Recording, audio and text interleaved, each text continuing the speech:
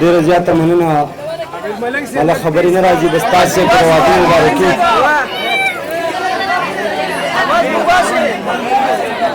مننه ستا په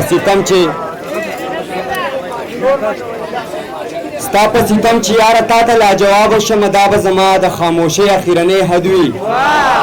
بېننګه یاره زه چې ستا په وړاندې وجاړمه دا به زما د بېوسۍ اخرنی حد وي شعرونه دي چې نعیم شاکر صاحب ته را شعرونه ډالۍ چې یا به د دور محبت ښه نه وي یا به زمونږ دا قسمت ښه نه وي ساحل وجا او زهرجن خیالات ښکلي دومره سیاست ښه نه وي چې تا د ژوند د چارو لرې باسي او چا ته دومره ضرورت ښه نه وي دا لب شکرې په ما ښه نه راځي رنځور د شوګر له شربت ښه نه وي دا لب شکرې په ما ښه نه راځي رنځور د شوګر له شربت ښه نه وي او څوک به دې مات کړي د لیوانو غوندې عبیده دومره شرافت ښه نه وي شعرونه چې زه لږ غریب یم ماته شوی د احساس پوهېږم سخته کې ځکه یاران نه راکوي لاس پوهېږم زما په وړاندې ټول زما د بزرګۍ قایل وي زما په وړاندې ټول زما د بزرګۍ قایل وي دا خلک رستو کوي ما پسې بکواس پوهېږم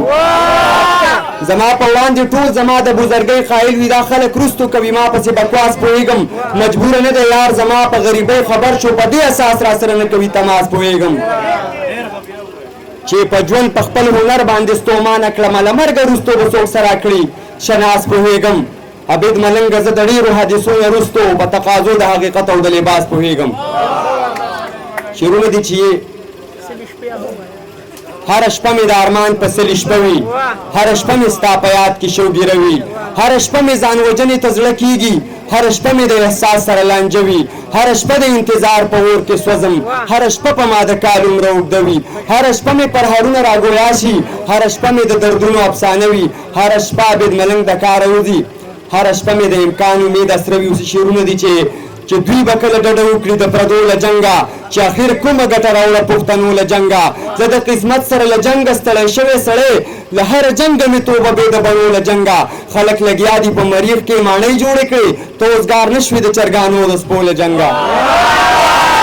خلک لګیا دي په مریخ کې ماڼۍ جوړې کړې ته اوزګار نه شوې د چرګانو د سپو له جنګه بعضې خبرو کې غیرت کول د مرګ سبب شي لاس مو راغونډ کړئ د بریدونو د لانجو له جنګه که د وخت لاس به یې ګریوان ته رسېده خو بیا هم که د وخت لاس به یې ګریوان ته رسېده خو بیا هم عبید ملنګو چې په شا باندې بدلو له جنګ او هغه نږدې خلک چې ما سره صحبت کوي قسم دی هغه خلک هم منافقت کوي هغه نږدې خلک چې ما سره صحبت کوي قسم دی هغه خلک هم منافقت کوي قاتل جانان راله د ګل په شان ځواني خاورې کړه هغه زمانه په دې حال کې هم نفرت کوي ما ته دې نه راکاږي څوک د مصلحت دایرې وخت رانه هم اوس تقاضا د بغاوت کوي ما ته دې نه راکاږي څوک د مصلحت دایرې وخت رانه هم اوس تقاضا د بغاوت کوي او لیونی شوی خو د خپل اشنا کورسه پیژني بس یو عبید دی چې لا اوس هم محبت کوي ډېره مننه